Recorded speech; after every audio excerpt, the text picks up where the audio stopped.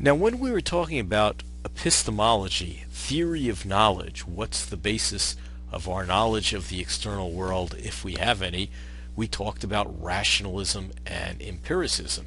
And let me just quickly flip back 2 slides, if I can in fact get back there. And you notice we have this dividing line between the European philosophers and the British philosophers.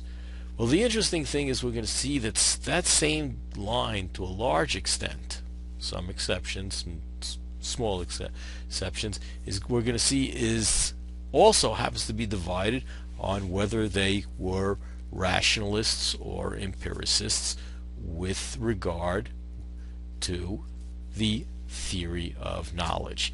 And just so we make sure we understand what we're talking about, we say, the question is, what is our knowledge of the external world, I should say, if we have some, ultimately based on? And the rationalists start with the claim or believe that the answer to that question is knowledge is ultimately based on reason, intuition, or introspection, looking inside. That is, we think our way to knowledge of the external world, and an associated idea is that some knowledge or some concepts that we have are innate. We're in some sense born with them.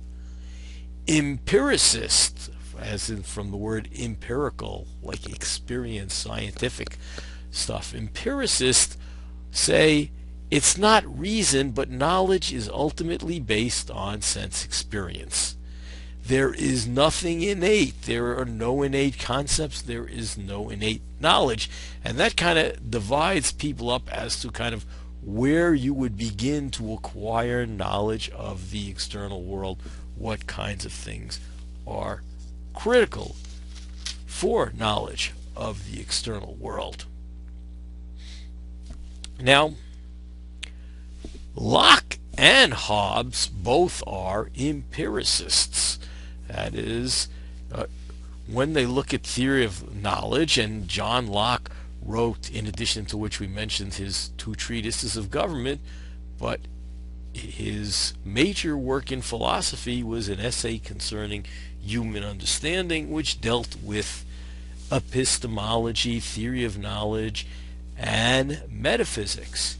And some of his views were, following the empiricist tradition, is that the mind starts out as a blank space, a blank slate, a blank table, the tabula rasa, as they say in Latin. That is, the mind comes into life completely empty, and the way it gets filled up is all knowledge is based on experience, empiricism. Similar view to that of Hobbes, although Hobbes was a little bit earlier and didn't quite articulate it in the same way. Now, with respect to metaphysics and philosophy of mind, or psychology, Hobbes was a materialist, a monist, a physicalist. That is, what's the relationship mind and body? Well, body, we know what it is. We know what physical objects are, and there is no mind.